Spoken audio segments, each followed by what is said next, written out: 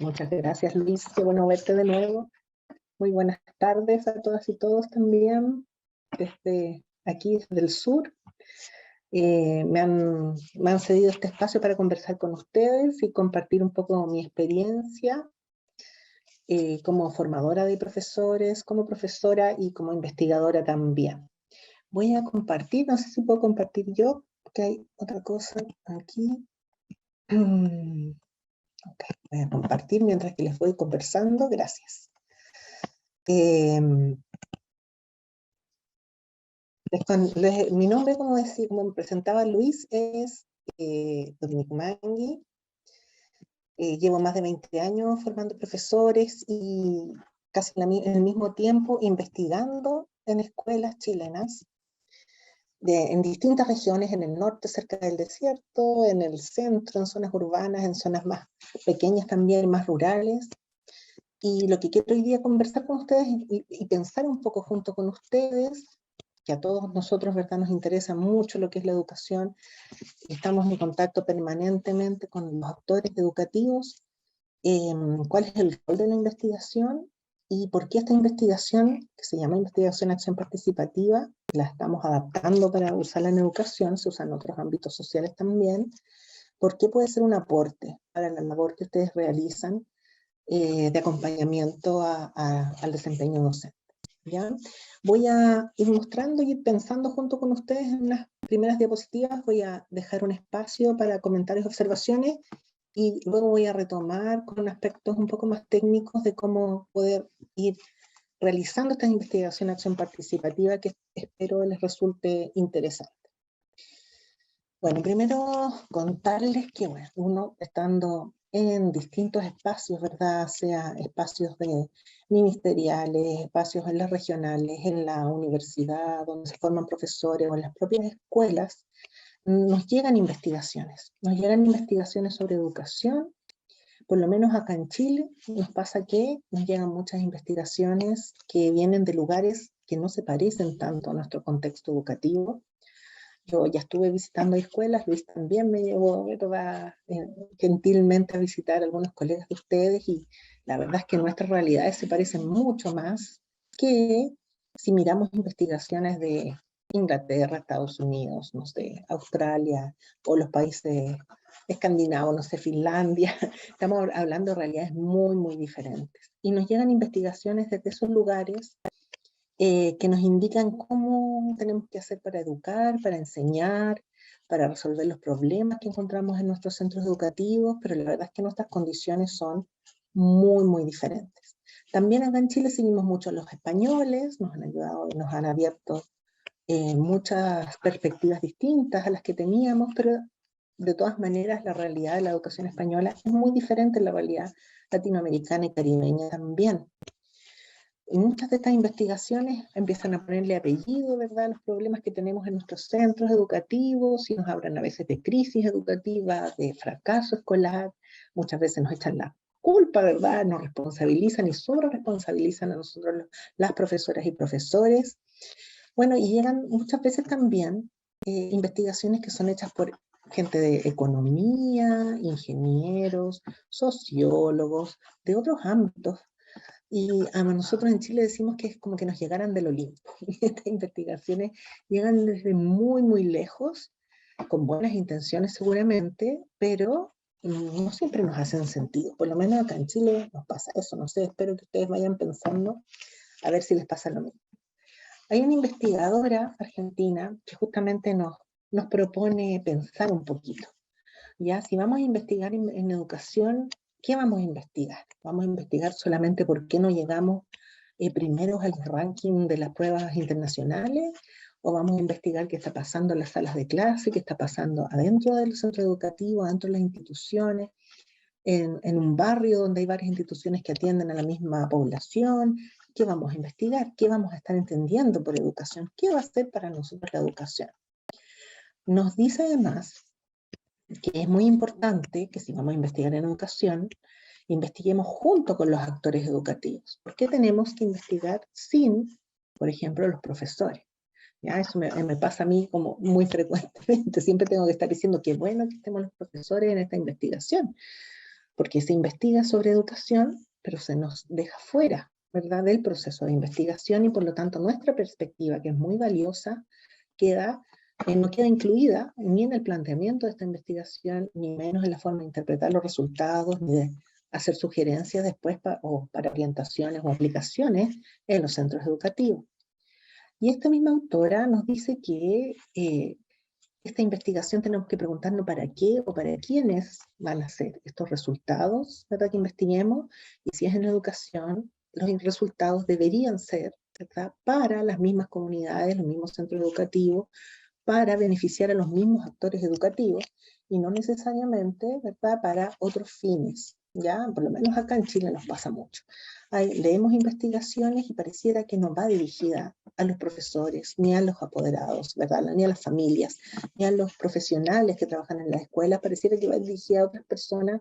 Nos es muy difícil comprenderla muchas veces, y pareciera como que el proceso fue muy enriquecedor, pero nos parece algo ajeno o algo lejano, ¿ya? Entonces es muy importante pensar esto, porque nosotros tomamos decisiones en los centros educativos, ustedes también, para el acompañamiento docente, que tienen un fundamento, conocimientos, ¿verdad?, que vienen desde alguna parte, pero ¿desde dónde vienen? ¿Son pertinentes para nosotros?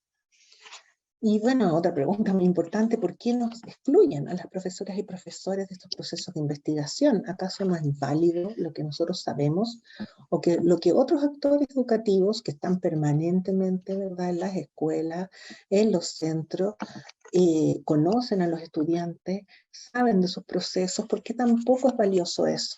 ¿Ya? Pues sean profesionales o no. A veces los que no son profesionales también saben mucho de las trayectorias educativas de los estudiantes, de las y los estudiantes. Bueno, es un problema en general que tenemos más marcadamente en nuestros países, donde no se nos reconoce a las profesoras y profesores como productores y portadores de un saber muy valioso. Y se nos reduce un técnico, se nos dice qué hacer, ¿verdad? Aquí hay unas teorías, acá hay unos procedimientos, usted impleméntelo. ¿Ya? Y muchas veces, como decíamos, con expertos que no tienen nada que ver, no han vivido lo que es estar frente a un grupo de estudiantes muy numeroso y uno tratando ahí de hacer las clases que planifico, ¿verdad? Bueno, les dejo ahí ese nombre, ustedes pueden después buscar si les interesa. Olga Zuluaga era una investigadora colombiana que nos plantea esta idea, ¿cierto? En la práctica pedagógica de todos los días, en donde vamos conversando con los colegas y en una reflexión colegiada sobre lo que ocurre, ¿verdad?, las decisiones pedagógicas que tomamos en el día a día, vamos construyendo un saber pedagógico. Sabemos nosotros, desde nuestra experiencia pedagógica, muchos elementos con los cuales nos basamos en nuestras tomas de decisiones, ¿ya? Muchas veces nos faltan los espacios para las reflexiones colegiadas, para las reflexiones con los colegas, para poder compartir, ¿verdad?, nuestros problemas y también visualizar juntos soluciones. Pero esto es algo que nadie nos puede quitar. Este saber pedagógico existe, aunque no nos escuchen, ¿verdad?, pero es algo muy valioso que desarrollamos las y los profesores, y que nos sirve cotidianamente para actuar en la contingencia que todos sabemos que ocurre en los centros educativos. Me voy a basar en esta metáfora que el otro día me fue también muy fructífera para pensar. No sé, me imagino que ustedes conocen esta fábula, ¿verdad?, de los sabios ciegos que se acercan a un elefante y cada uno piensa que sabe, tiene la verdad frente a sus ojos, tiene el conocimiento completo, bueno, no frente a sus ojos porque son ciegos, perdón, pero con el tacto y con los otros sentidos. Y sí, ¿verdad? Tenemos estos sabios que nos aseguran que lo que tienen al frente es un árbol, si están tocando una pierna del elefante, ¿verdad? O una soga, una cuerda, si están tocando la cola, o una serpiente, si están tocando su trompa, o un abanico, si son las orejas, o un muro, ¿verdad?, si están tocando el cuerpo, el tronco del elefante. Bueno, podemos pensar que pasa lo mismo cuando estamos hablando de distintos actores educativos, o de distintas personas que están tratando de mirar un problema en educación. Depende desde dónde nos paremos, depende desde dónde estemos abordando este objeto que estamos tratando de describir, este fenómeno, es lo que vamos a pensar, ¿verdad?, qué es, y desde dónde vamos a crear las soluciones, ¿ya? Muy diferente pensar que estoy frente a un abanico o frente a una serpiente para tomar decisiones y poder enfrentar ese problema que tenemos, que puede ser pequeño o grande, ¿verdad? Pero que tenemos al frente. Bueno, esto pasa, ¿verdad? Cuando hacemos investigación. Desde donde siempre hay una perspectiva desde donde estamos mirando el objeto de investigación, pero además cada uno de nosotros no es tan abstracto, no está despegado de la tierra, ¿verdad? Sino que está situado. Y no solo situado en un contexto, sino que estamos situados en múltiples escalas, en múltiples contextos al mismo tiempo. Nosotros con nuestro equipo de investigación a eso le llamamos, estamos en un universo educativo, que podemos mirar algunos de estos contextos al microscopio muy finamente y otros que hay que mirarlos con un telescopio que nos parecen muy lejanos, pero nos afectan de todas maneras. Entonces, cada uno de nosotros se está desarrollando, tenemos una historia, estamos siendo, y eso es un contexto para nosotros, nuestra experiencia. Además, estamos en una situación inmediata, en esa contingencia, y estamos resolviendo algo en ese momento, y eso también influye en cómo estamos tomando las decisiones. Estamos en una o varias organizaciones o instituciones con sus reglas, sus normas, sus formas de actuar. Estamos además en un territorio que también tiene unas condiciones que nos hacen tomar diferentes las decisiones, ¿verdad? Estamos en el campo, estamos en una ciudad, estamos en una zona muy pequeña y muy rural, con problemas climáticos, o si estamos con muy buena accesibilidad a la escuela, al centro educativo, etc.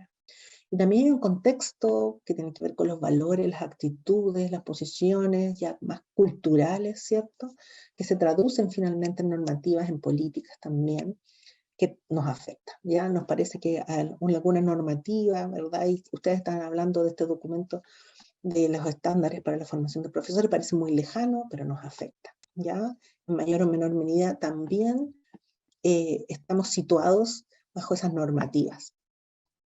Y bueno, por ejemplo en Chile, voy a dar un ejemplo de lo que yo conozco, estuvimos mirando con nuestros colegas políticas nacionales, políticas internacionales y también investigaciones que nos decían cómo se entendía la escuela, ¿verdad? Y cómo se miraban los problemas. Es como que hubiera un sabio en cada una de estas etapas, mirando desde diferentes perspectivas los centros educativos. Primero entonces, desde donde lo miraban, definían el centro educativo como un fracaso escolar. Lo que estaba ocurriendo era que todas las escuelas fracasaban. En un segundo momento se puso el foco en otro aspecto y se dijo, el estudiante es el que tiene dificultades. Tenemos un estudiante ineficaz. Y todos los esfuerzos y soluciones se fueron hacia lograr que los estudiantes no fueran ineficaces, sino que fueran estudiantes todos brillantes, todo el curso igual, todos con el mismo rendimiento. Y esos fueron los esfuerzos. No resultó, luego se miró, los profesores son los que no están bien formados, no saben enseñar, son ineficaces. Todos los esfuerzos de la política pública y los esfuerzos de las normativas, todo se fue, los esfuerzos de los dineros, las capacitaciones, todos son profesores. Los profesores no saben enseñar. Ya, luego se pensó que no, los profesores no eran los directivos. Los directivos son los ineficaces, no saben administrar bien, no saben gestionar la convivencia, no saben, vamos a capacitar entonces los directivos. Luego nos devolvimos acá en Chile. No, la didáctica es la que es ineficaz. Tenemos que estudiar y ver cómo es una didáctica mejor, que todos los profesores pueden manejar. Y luego, esto es lo último, lo que estamos ahora en la actualidad, la escuela en su conjunto como comunidad es la que excluye a los estudiantes, la que impide que haya un aprendizaje. Bueno, aquí lo que yo quiero que ustedes vayan pensando junto con nosotros es que esto es como que fuera cada una de estas etapas un sabio abordando desde una perspectiva distinta, ¿verdad?, ese problema educativo. Y en cada perspectiva ofrecemos soluciones diferentes, pero no conversan tampoco mucho estas perspectivas entre sí, ¿cierto? Son perspectivas distintas que nos hacen abordar la educación de una manera diferente. Y lo que nos preguntamos, ¿verdad?, es si es que solo la ciencia es la que nos va a ofrecer verdades sobre la educación, pero en realidad incluso la ciencia se construye socialmente, la ciencia también la hacemos las personas, ¿ya? Y siempre investigamos desde un punto de vista, siempre hay algo que nos interesa. La ciencia también tiene sus intereses, ¿ya? Entonces, cuando nos preguntamos ¿Cuál es la perspectiva que queremos y que necesitamos para los problemas que encontramos en nuestros centros educativos de manera local?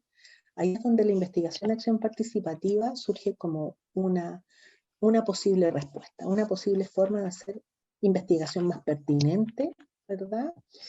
Y más de manera más democrática además, y que donde podemos explicitar cuáles son los intereses, qué es lo que queremos para la educación y cómo es que queremos mejorar esas condiciones siempre pensando en que queremos mayor inclusión para todos de una manera más democrática, esta educación, y también con una justicia epistémica. Eso significa que todas las perspectivas pueden ser igualmente valoradas y no menospreciadas, por ejemplo, las y los profesores.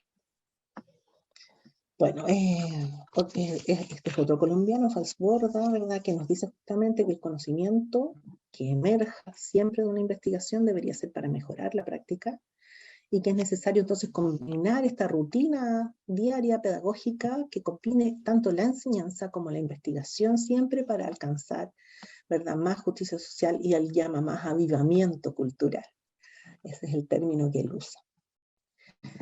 Bueno, entonces esta es una propuesta que se llama investigación-acción participativa, que nosotros en nuestra experiencia hemos ido adaptando, nos hemos ido acercando a ella y nos parece mucho más pertinente. No hay que dejar de leer, ¿verdad?, lo que llega de otros lugares y aprender de las otras experiencias, pero no siempre es tan adecuado a la realidad que tenemos todos los días en los centros educativos. Entonces, ¿de qué se caracteriza esta propuesta? Una, porque produce conocimiento con una intencionalidad de transformar lo que está pasando, siempre en la realidad, ¿verdad?, local, este centro educativo o estos centros educativos de esta regional, por ejemplo, siempre con muchas búsquedas, con muchas preguntas que surgen de los mismos actores educativos y que producen a veces rupturas o cuestionamientos en búsqueda de la transformación, rupturas de los hábitos, ¿verdad?, que tenemos muy hecho carne, ¿verdad?, y que repetimos día a día. También busca recuperar la experiencia práctica de los sujetos involucrados, sus saberes, y buscar fortalecer el diseño y producción colectiva de proyectos de la propia comunidad, siempre desde un encuadre democrático. Aquí voy a parar un poquitito para poder escucharlos, saber si es que se está entendiendo lo que estoy conversando, si les hace sentido. Y bueno, les planteo esas preguntas, pero en realidad puedo recibir comentarios de cualquier tipo. Yo les planteo ahí, si ustedes piensan, en los centros educativos hay personas que tienen saberes y perspectivas diferentes que podrían aportar a los problemas que ustedes visualizan en esos centros que visitan y donde acompañan, ¿verdad?, a las y los profesores, a las y los maestros. De alguna manera, en alguna instancia se recuperan los saberes y las experiencias prácticas de las personas que trabajan en los centros educativos para tomar las decisiones, ¿verdad?, que hay que tomar. ¿Y cuál creen ustedes que será el sentido que necesitamos nosotros producirnos, todos nosotros, la investigación en educación hoy día? ¿Cuál es esa educación que necesitamos y cuál es la investigación que necesitamos para eso? No sé si hay comentarios. Voy a cortar un poquitito la presentación para verlos, ¿ya?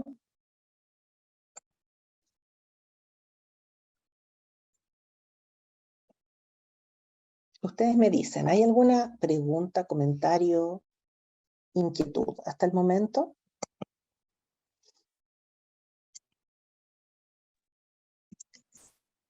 Buenas. Buenas. Sí, a mí me llamó bastante la atención la parte del ejemplo que usted puso con el elefante. Realmente, dependiendo de lo que nosotros agarremos del elefante, vamos a decir qué es lo que tenemos supuestamente en nuestras manos, según los ciegos. Eso indica que según lo que nosotros creemos, eso va a ser. Y como usted decía, que debemos de leer todo lo que venga, pero no todo lo que leamos será adecuado a nuestra realidad. ¿Qué faltaría? Ay, Dios mío.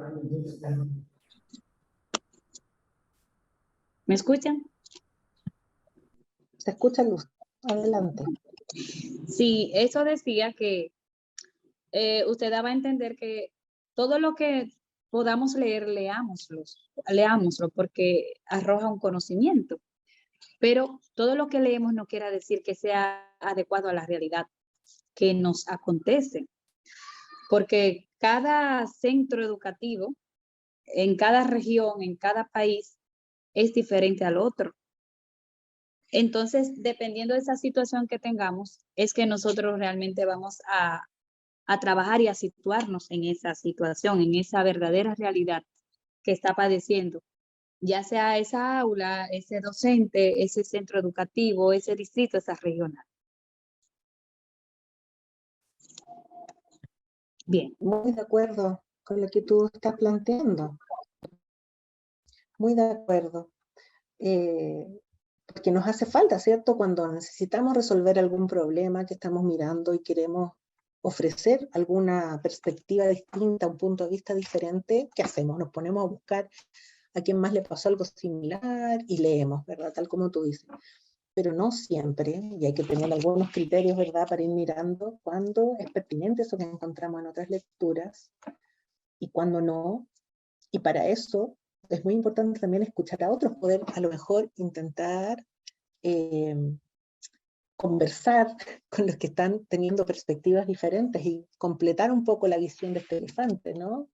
De estos puntos de vista que a lo mejor si yo no comparto, converso, escucho con otros, no los voy a imaginar, ¿no?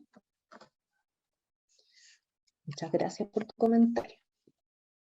Siempre. ¿Hay por ahí alguna otra observación o pregunta hasta el momento? Recuerden que pueden levantar la mano y Janibelka le va dando el turno inmediatamente. Janibelka. Adelante, Carlos. Buenas tardes, profe, ¿cómo está usted? Saludos por allá en Chile y estimado compañero. Eso del elefante y lo que usted comentaba de esa experiencia que hay que, cuando se investiga, darle participación a los distintos actores, me recuerda también el hecho de los paradigmas, cuando presentaban a los monos en la jaula y lo fueron cambiando. Para uno entender el tema del proceso de aprendizaje en el contexto del acompañamiento, hay que tener como esa decisión o esa actitud a un cambio de paradigma, en el entendido de que nosotros en el momento que somos acompañados y en el momento que también somos acompañantes, en cada uno de esos roles debemos tener como esa actitud de aprender para un cambio de paradigma, un cambio en la mentalidad, que esas cosas que ya sabemos y que algunas veces la tenemos como por cierta, por sabida, seguramente que la conozco y la doy por cierta y sabida a partir de mi experiencia. El proceso de acompañamiento en los distintos contextos nos va a ayudar a nosotros como profesionales a dar mejores resultados. Al momento que entendamos que estos son procesos en los que estamos aprendiendo, están el acompañante, ¿verdad? Y el acompañado. Y que en la medida que el acompañado forma parte de ese proceso de aprendizaje, el aprendizaje será más significativo. Muchas gracias por sus orientaciones. ¿Sí? Muchas gracias, Carlos. Muy sabias palabras, porque tiene que haber una disposición, ¿cierto? Justamente ahora, después de escucharlo, voy a dar un espacio todavía, pero vamos a mirar algunos acentos, algunos sellos que tiene investigación de acción participativa, y lo que tú comentas tiene que ver con lo dialógico, con escuchar al otro y poder también uno quebrar un poco esa forma de pensar que nos mantiene siempre mirando el abanico, ¿cierto? Y nos impide mirar la serpiente o la soga, qué sé yo. Entonces ese cambio de paradigma que tú planteas tiene que ver con una disposición que uno esperaría en los otros y en uno también. Muy de acuerdo contigo.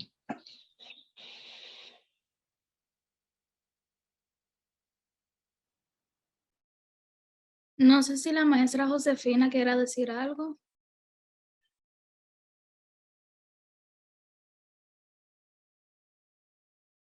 Josefina del Carmen. Bueno, Dominique, también a través del grupo tenemos al profesor Francisco Frías, que dice que según la imagen del elefante nos indica que en muchas ocasiones tenemos una perspectiva de algo que vemos o leemos, pero debemos tener una visión crítica y conocer otros criterios para así llegar a un punto común y real.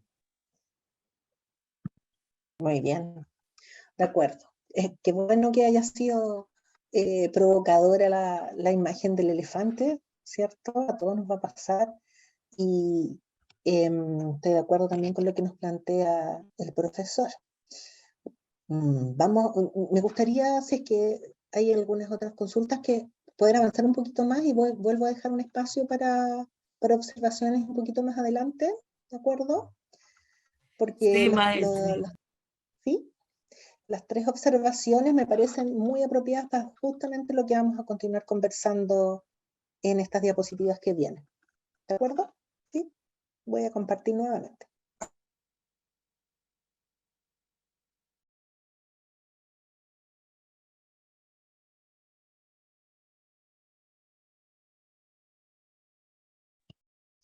Bueno, voy a avanzar un poquito más porque creo que los tres observaciones que nos hacían los colegas tienen que ver justamente con estos acentos que tiene esta forma de investigar, que es la investigación acción participativa. Ya estoy aquí devolviéndome tres ideas que ya habíamos mencionado. Investigar tiene que ver con producir conocimiento. Investigar desde esta perspectiva tiene que ver con recuperar la experiencia práctica de los actores educativos y con producir de manera colectiva siempre proyectos de investigación o de acción, ¿ya? En base a los problemas que se trabajan colectivamente. Por ejemplo, solo para que nos vayamos imaginando posibilidades, aquí en este ejemplo que yo traigo ocurrió durante la pandemia y justamente estábamos trabajando con escuelas en distintas regiones, por lo tanto, igual que ahora, la tecnología nos sirvió mucho para poder trabajar con 3 centros educativos distintos, pensando en cómo trabajar la inclusión en los centros educativos a la vuelta, a la presencialidad, ¿cierto? Después del periodo de confinamiento. Y aquí la pregunta y la modalidad y el taller se elaboró entre personas externas a los centros educativos, como era mi caso, y los de mis colegas de la universidad en ese momento, con adultos de las escuelas, pero también con jóvenes estudiantes. Y entre todos hizo un taller de 6 sesiones que después se presentó a cada una de las escuelas con las propuestas sobre qué hacer al volver. ¿Ya? Entonces hubo todo un proceso de diseñar la pregunta juntos, trabajar, que yo les voy a mostrar ahora las etapas que fuimos haciendo, y luego socializar con otros, sistematizar, como estaba diciendo el profesor Luis al principio, el proceso y el producto para el resto de los miembros de la comunidad. Bueno, y aquí hay algo que una de las personas que comentó, no me acuerdo si fue Carlos o fue Luz, también hizo alusión, y es que los procesos participativos tienen que ver con que nos reconocemos, todos los que participamos, dinámicos y reflexivos, ¿verdad? Con esta reflexividad, y dinámicos en tanto que todos nosotros cambiamos de contexto, además nos estamos modificando día a día, y por lo tanto el conocimiento no es algo estático y estable. Lo que nos sirvió para resolver un problema, no sé, antes de la pandemia, 5 años atrás, ahora ya no somos la misma comunidad, cada uno de nosotros ha cambiado, por lo tanto hay que volver a pensar esa situación, ¿verdad? Porque es dinámica. Y lo mismo en la idea de lo reflexivo, ¿verdad? No es que estemos pensando sobre lo que le pasa a otra persona, sino que estamos pensando, ¿verdad?, problemas donde nosotros también estamos involucrados.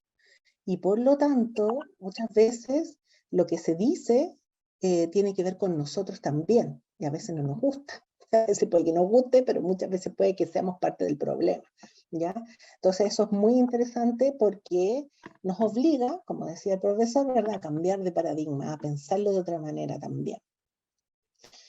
Bueno, aquí están los 3 acentos o 3 sellos. esta investigación siempre va a ser participativa, y ahora lo voy a definir, que estamos entendiendo con eso, siempre va a ser dialógico, que es lo que estábamos ustedes mismos planteando también, de cómo nos vamos a relacionar con los demás, y tiene un sello que es crítico. Cuando hablamos de participación, hablamos en realidad de que no solamente estamos pensando en que todos los miembros de la comunidad están involucrados, sino que en el proceso de investigación, sino que además la participación es real cuando ese involucramiento tiene una incidencia efectiva en los procesos. Ya nos sacamos con participar y que es bonito el proceso y después no hay ningún cambio. ¿Ya? La participación real tiene que ver con este poder colectivo de ejercer una influencia en la toma de decisiones, tanto en la política general de la institución, como por ejemplo en formular las metas de manera conjunta, pueden ser las estrategias, ¿verdad? O las alternativas de acción y la toma de decisiones, o en la evaluación permanente de ese funcionamiento institucional. Ya entonces, esta participación no es solo como del proceso y de estar felices por participar, sino que es real cuando tiene una incidencia, cuando hay un efecto, ¿ya? En esa participación. Bueno, y hay muchas clasificaciones de participación. Lo que les voy a mostrar de los dilemas que está a este lado de la pantalla en verde, tiene que ver con nuestra experiencia en Chile, que somos bastante extremos, ¿verdad? En la forma en que la educación se ha dado en nuestro contexto político y económico, ¿verdad? Que eso lo podemos conversar en otro día, pero por ejemplo, vemos ciertos riesgos. A veces las escuelas creen que hay participación, pero la participación es un proceso impuesto. Es obligación participar. Ya la normativa dice que tiene que ser participativa, y por lo tanto la participación se vuelve una exigencia más, una cosa más a cumplir, otra cosa más a ser evaluada, y ya deja de ser participación. ¿Ya? Otras veces la participación es instrumental. Se participa, pero para cosas que son a veces muy controversiales, incluso contrapuestas a fines educativos. Fomentan más la competencia, ¿verdad? O incluso la competencia al interior de la comunidad educativa, del centro educativo, o la comunidad entre centros, o sea, la competencia entre centros. Entonces, a veces la participación no tiene estos fines que son para mejorar la educación, ¿ya? Y otras veces la participación es un proceso selectivo. Yo voy a elegir con pinzas los que me conviene que participen, ¿cierto? Y entonces son los mejores alumnos o los que se comportan muy bien, y por lo tanto ciertas voces que nunca escuchamos, ¿ya? Sin participación. Y otros autores nos hablan de los tipos de participación. Esto ustedes lo pueden googlear, lo pueden encontrar. Hay una participación aparente, una consultiva, una proyectiva, una protagónica. Es como una escalera, cada vez más participación. Por ejemplo, en este caso, en este momento, ¿verdad? Es una participación más que nada aparente. Igual es participación, pero estamos en la escalera más baja. Ustedes no eligieron escucharme ni escuchar este tema, ¿cierto? Son espectadores de algo que está organizado por otros. Pero podría haber una participación consultiva, donde ustedes se les pregunte, se les consulte, ¿verdad? Y se tome en cuenta esa opinión para tomar decisiones. Podría haber una participación proyectiva, donde ustedes sean parte del proceso y digan, ya vamos a implementarlo de esta manera, vamos a hacer esto con los resultados. O puede ser una participación incluso protagónica, ¿verdad? Donde ustedes digan, necesitamos este espacio de participación, creémoslo, por favor, ¿ya? Bueno, hay otras clasificaciones, pero se ve la idea, ¿cierto? La participación tiene que ser real y puede ir aumentando en este grado de participación. Lo que nos dicen los que han hecho muchos años de investigación en acción participativa es que es un proceso, a veces es doloroso, porque puede que no fluya tan fácilmente y es una conquista. Cuando realmente logramos el nivel más alto de participación, nos sentimos pero felices porque no es fácil, es un proceso que cuesta, ¿verdad? Pero que vale la pena. Bueno, yo tenía acá unos ejemplos, no los voy a leer, pero sí les voy a contar de qué se trata. En la investigación acción participativa siempre hay procesos de retroalimentación. O sea, hay un grupo que luego de escuchar, ¿verdad?, analiza y va encontrando los elementos más importantes, y siempre estos elementos más importantes hay que devolverse a consultarlos con la comunidad más amplia para ver si estamos interpretando bien, o de nuevo estamos en un lado nomás del elefante, ¿cierto? Entonces aquí, por ejemplo, está hablando de inclusión, que es el proyecto que les estoy compartiendo. Hay un profesor conversando con su director en un plenario, ya que es un consejo de profesores que llamamos acá en Chile, que es una reunión que pasa una vez a la semana. En general se hablan de cosas muy administrativas y en esta ocasión habíamos ido nosotros justamente a recibir retroalimentación de lo que estábamos investigando, y estábamos hablando de, por ejemplo, un momento en el patio en que un auxiliar del aseo del centro educativo juega ping-pong con los muchachos, con los jóvenes. Y nosotros les decimos que ese es un espacio que permite la inclusión, que hay mucho diálogo. Bueno, estamos ayudándolos a mirar que hay inclusión en momentos que ellos no reconocen, ¿verdad?, en su escuela. Y lo que pasa es que el profesor, no se lo fue a leer, pero les voy a contar, que les está diciendo que, bueno, hemos trabajado y planificado cosas de inclusión, pero no siempre las pensamos ni las trabajamos tan bien. El director entonces interrumpe y dice, denme un ejemplo. Y el profesor empieza a hablar del ejemplo completo, aparece esta idea de los juegos, pero él dice, pero los juegos nosotros no los pensamos para la inclusión, es como casi una casualidad que sean de inclusión. Entonces, ¿por qué estamos hablando de la inclusión si nosotros en realidad pensamos la inclusión de otra manera? ¿Ya? Entonces, lo que ocurre aquí es que el director se enoja, ¿verdad? Y empieza, en vez de devolverse y decir, mira, estoy mirando otra parte del elefante, se queda con su parte del elefante y dice, difiero completamente de ti, no es que uno no pueda diferir, pero él se devuelve, ¿verdad?, a buscar su perspectiva de la inclusión. Hemos hecho esto participativamente, hay un centro de alumnos, y ya con que hay un centro de alumnos, esto es participativo, ¿ya? Esa es como la idea que él está defendiendo. Bueno, acá, como vemos, se necesita, para que sea participativo, como decía el profesor, necesitamos estar dispuestos a cambiar el paradigma, a escuchar. A veces no podemos estar de acuerdo a la primera, pero entender que alguien está mirando una cosa de una manera diferente, desde otra posición, desde otro punto de vista. Acá hay un ejemplo distinto, un centro educativo que tiene más conversación, que tiene más espacios reflexivos justamente, estamos en el proceso de retroalimentación, y veíamos que una profesora trae una pregunta a la jefa, a la coordinadora técnica, jefa UTP le decimos en Chile, y le pregunta sobre, acá entregamos alimentos, le llamamos colación, a media mañana. Entonces pregunta por qué la comida que nadie se come, que los chicos no retiran, se tiene que botar. Y ella dice, porque eso le parece muy violento, muy agresivo, muy excluyente, es que hay gente que no tiene que comer y se tiene que botar la comida.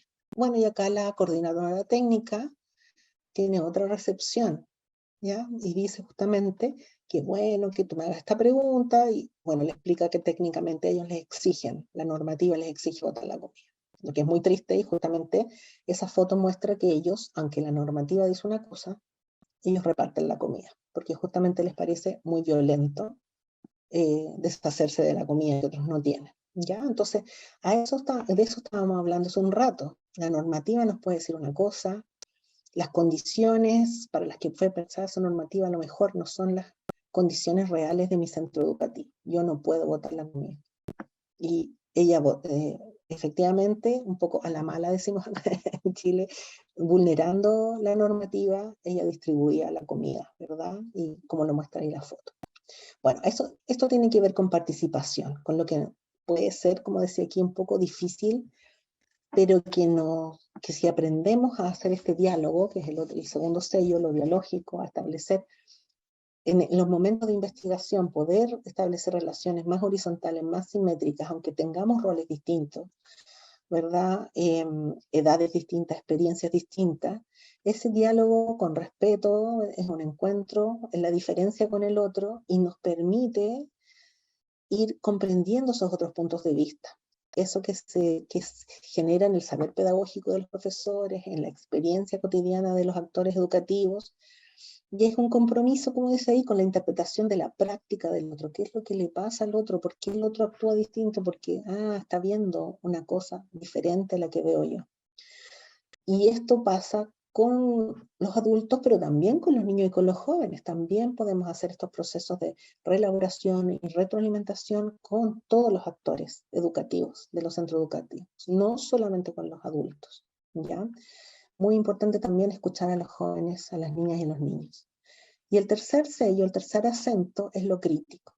Y con lo crítico, ¿verdad? Este tipo de investigación es heredera de también las pedagogías críticas, las de Latinoamérica, del Caribe, Oscar Jara, qué sé yo, en Costa Rica, tiene que ver con saber preguntar y saber indagar, ¿ya? Cómo vamos mirando la experiencia concreta y nos vamos haciendo preguntas frente a esto, siempre tomando distancia, ¿cierto? Para mirar, desde tratar de acercarnos a la posición del otro, poder rastrear desde dónde está expresando eso que expresa, que no necesariamente es mediante el lenguaje, también pueden ser dibujos, ya vamos a mirar ahí algunos ejemplos, y cómo podemos preguntarnos juntos, ¿pueden las cosas ser de otra manera? ¿Cómo podemos hacer para que esto ocurra, se desarrolle, funcione de otra manera? Entonces, lo participativo, lo dialógico y lo crítico son los sellos, son los acentos de la investigación y acción participativa, y esto tiene que ver con la escucha, con aprender a escuchar, esto toma tiempo, ¿verdad? Ponemos atención al contenido, pero también a lo que está detrás del contenido, a leer entre líneas, una escucha exploradora, y rastreamos, ¿verdad?, los supuestos que hay detrás de estas personas a las que estamos escuchando, y con los cuales podemos hacernos una idea de sus perspectivas, otras posturas, y poder mirar este elefante de manera más completa para tomar decisiones. Ya me voy a saltar este ejemplo que me hubiera gustado, pero quiero dejar espacio para ustedes. Hay unas fases de la investigación y acción participativa que acá se las sintetizo, pero para que ustedes imaginen cómo puede ir ocurriendo esto. La primera fase, que es como la fase 0, es constituir un grupo motor o un equipo de investigación y acción participativa. Este grupo tiene que ser bien heterogéneo y es motor porque es el que echa a andar la investigación y la mantiene hasta el final. Sabemos que las y los profesores tenemos mucho que hacer durante el día, no es que nos sobre el tiempo, pero cuando decidimos investigar algo, un problema, tenemos que hacerlo hasta el final, y para que tenga esta participación, tenga la incidencia que decíamos hace un ratito atrás. Luego de que se conforma el grupo, hay una etapa de sensibilización y detección de necesidades. ¿Cuál es ese contexto del que estamos hablando? ¿Cuál es esa condición situada? Como les decíamos, se pueden usar muchas técnicas participativas. Por ejemplo, y hay una que usamos con una escuela, donde ellos construyen, ¿verdad?, dibujan, ponen elementos entre todos para darnos cuenta de cómo es su contexto, y luego lo narran, qué sé yo, pero aparecen, por ejemplo, los profesores ahí representados como pulpo, eso ya nos dice acto, ¿cierto? Los celulares en todo momento presente, ¿ya? El tiempo, pues ahí se divide en muchas cosas, ¿ven? Podemos expresar de muchas maneras para ir detectando las necesidades. Luego hay una etapa de autodiagnóstico, de reflexión colectiva. ¿Cuál va a ser nuestro problema? ¿Cómo lo vamos a formular como una pregunta que queremos responder? Tenemos todas estas, van a surgir muchas. ¿Cómo priorizamos? ¿Cuáles son los más importantes? Una vez que tenemos el problema, hay un trabajo de campo donde escuchamos las otras perspectivas, desde dónde están mirando el elefante los demás, ¿cierto?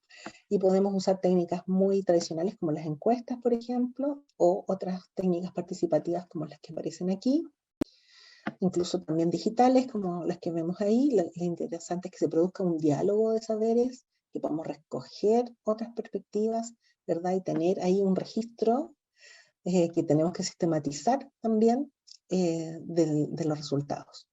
Luego el equipo motor analiza, se produce esta objetivación que veíamos, podemos hacer las cosas de otra manera, dónde están las ideas más importantes, y se va a los espacios de retroalimentación. Nos devolvemos a los centros educativos a corroborar, ya como los ejemplos que yo les mostraba.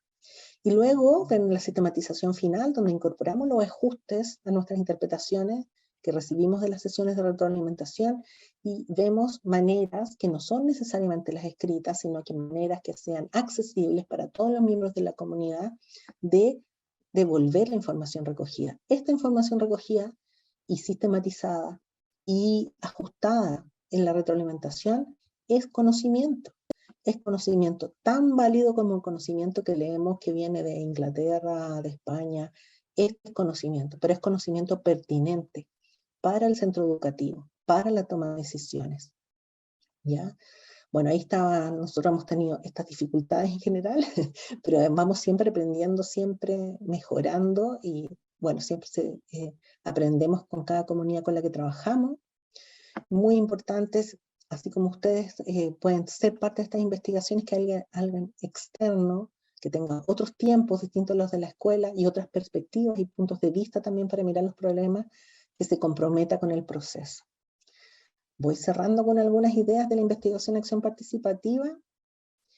Muy importante que el conocimiento entonces no es privativo de la ciencia, todos podemos investigar, tenemos derecho a problematizar la realidad para poder transformarla con este sentido democrático, y muchos los profesores, las y los profesores tienen mucho que decir. Ahí está la definición de la investigación acción participativa, ¿verdad? Conlleva una transformación, valora los saberes de los profesores, las profesoras y de todos los actores educativos, y tiene un desafío que es esta construcción de conocimiento situado, local, práctica y moralmente coherente, ¿ya? Y muy pertinente para las comunidades. Hasta ahí llegué yo. Muchas gracias. Espero que les haya hecho sentido.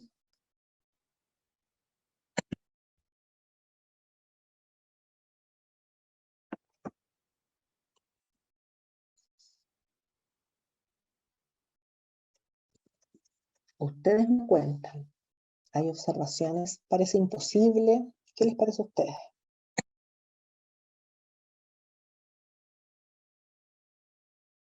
El mismo procedimiento, levantamos la mano y Janibelka me le va dando los turnos a los que deseen pues aprovechar la presencia de Dominique para alguna pregunta, etcétera. Claro, esta pregunta que les ayuda a contextualizar el tema que ya ha estado presentando.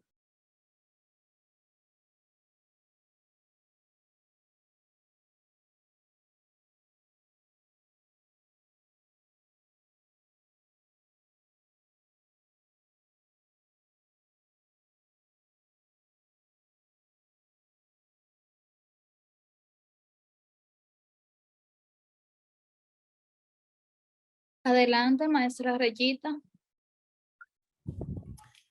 Sí, lo mío más que una pregunta es como un comentario. Me gustó mucho la parte que aquí explicaba de la participación. La participación como un proceso que a veces suele ser doloroso. ¿Por qué me llama mucho la atención?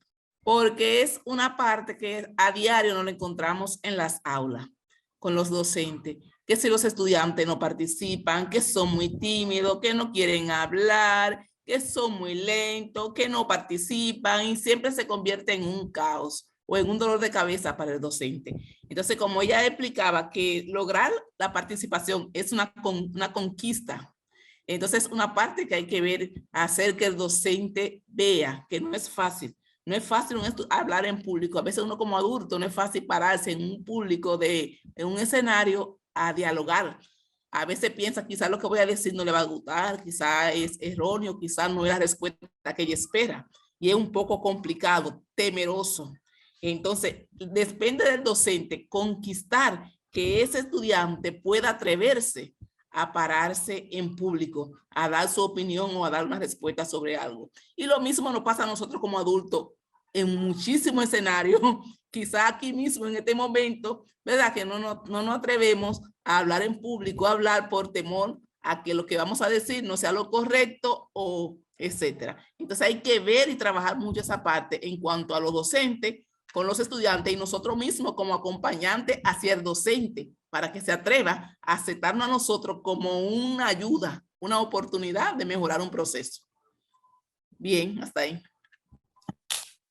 Muchas gracias por tu comentario. La verdad es que es así, ¿cierto? A nosotros mismos nos cuesta participar, ¿verdad? A veces es más cómodo que los demás tomen las decisiones por nosotros, pero es importante la participación. Es importante porque tiene que ver con nuestro desarrollo como persona y como ciudadano también. Y eso pasa en todas las edades, tal como tú dices. Es así. Muchas gracias. Podemos continuar con la maestra Elizabeth Adames. Muy buenas noches, maestra. Muy interesante la ponencia de esta noche. Y yo la visualizo, ese punto sobre la investigación, acción participativa. La invitación que nos hace a nosotros como centro, que a veces conocemos la realidad que nos está afectando en nuestro medio ambiente. y las oportunidades que nos brinda para que nosotros, desde nuestro propio contexto, nos motivemos a la investigación para ver qué acciones, qué medidas, cuáles respuestas podemos dar a esas situaciones que nos están afectando. Como usted decía al inicio, a veces vemos cómo lo hacen en Finlandia, pero ¿qué pasa? Que las estructuras en mi país no están dadas para yo alcanzar a ese nivel. Pero viendo ahí ese esquema que usted presentaba al principio sobre la educación chilena y la realidad, que siempre lo que estamos buscando es quién es el culpable, dónde es que está la situación. El problema son los docentes, los maestros, los directivos, pero nos quedamos a veces en ese círculo y nunca llegamos a dar una respuesta que nos ayude a mejorar la calidad de nuestro entorno educativo.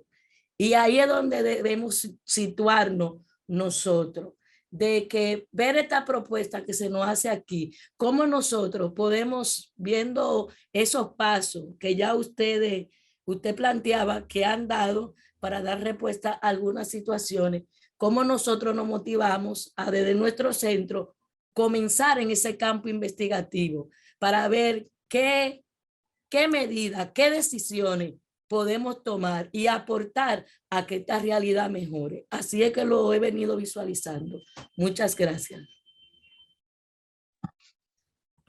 Gracias, Elizabeth. Ojalá que haya más personas entusiasmadas, así como te escucho a ti, porque es así.